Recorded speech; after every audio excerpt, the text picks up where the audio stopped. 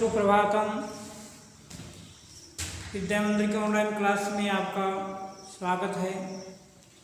अब हम विसर्ग संधि के तहत ही विसर्ग का रै हो जाता है अर्थात रुत्व विसर्ग संधि के बारे में पढ़ेंगे।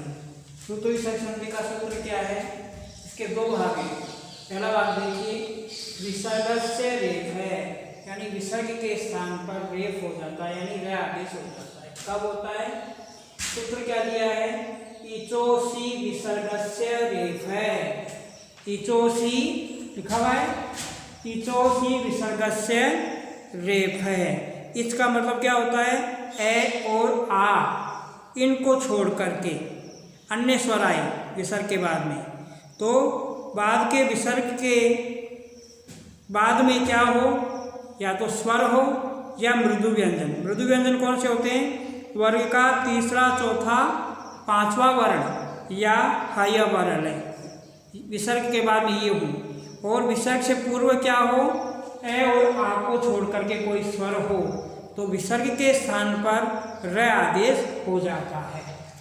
इसे देख लीजिए, विसर्ग से रेफ है इचोसी, इस है यानी इसको ए और आ को छोड़कर, असी यानी ए और आ को छोड़कर कोई अन्य स्वर होना चाहिए विसर्ग के साथ में, और विसर्ग के बाद में असी यानी कोई स्वर हो या मृदु व्यंजन। मृदु व्यंजन यानी वर्ग का तीसरा, चौथा, पांचवा वर्ण, जैसे ग घ गए, ज झ ड ढ ब भ म ज ध न या हय वर्ण, ये मृदु व्यंजन, तो विसर्ग के स्थान पर एक आदेश हो जाता है। जैसे उदाहरण देखिए, क्या है पहला उदाहरण? खाली ही जोड़ आया।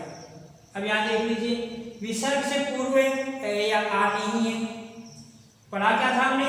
ए या आ को छोड़कर, और विसर्ग के बाद में या तो स्वर हो या क्या हो, मृदु व्यंजन हो। तो यहाँ देखिए क्या है? स्वर है, मृदु व्यंजन ये स्वर है, तो कंडीशन लागू हो गई। तो क्या हो गया? विसर्ग के स्थान पर क्या हो गया? रै हो गया। तो हरी रैलन था, स्वर की सहायता से रै पूरा हो गया, हरी रै। अगले उदाहरण को देख लीजिए, मुनि ही जोड़ इति। क्या है? विसर्ग से पूर्व ए और आ नहीं है, लागू हो गया। विसर्ग के बाद में स्वर है या मृदु व्यंजन होना चाहिए, वर्ग का तीसरा, चौथा, पांचवा वर्ण, तो स्वर है यहाँ पे, तो नियम लागू हो गया। विसर्ग का रै हो गया मुनि, विसर्ग का रै हो गया हलन, स्वर के कारण से रै पूरा हो गया, ये होने के कारण से ये बन गया मुनि इति। अगला देखिए, भानु जोड़ असौ। भानु क्या है? विसर्ग से पूर्व या आनी है, ऊ है, और विसर्ग के बाद में स्वर है, तो विसर्ग का क्या हो गया? रै, स्वर के कारण से पूरा हो गया भानु रस। आगे देखिए, तही जोड़ आगतम।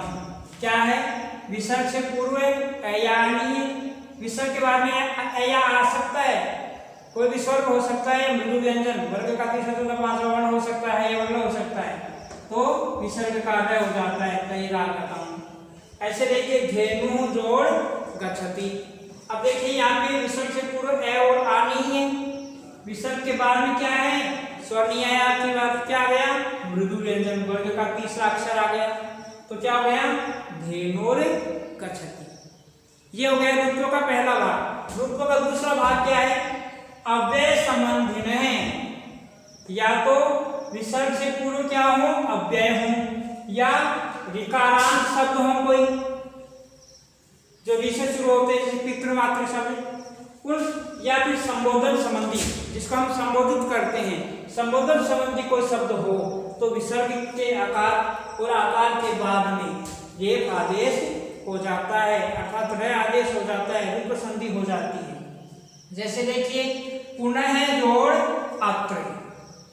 पुनः में क्या है? पुनः अव्यय शब्द है, पुनः क्या है? अव्यय शब्द है, तो लागू हो गया नियम। क्या गया? अव्यय शब्द के बाद में या आ या मृदु व्यंजन होना चाहिए, तो क्या हो गया? ए आ गया, तो क्या हो गया? अव्यय संबंधी हो गया ये।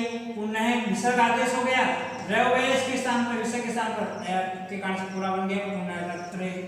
दूसरा देखिए, प्रातः है, अव्यय शब्द प्रातः, और गच्छति में गए क्या है?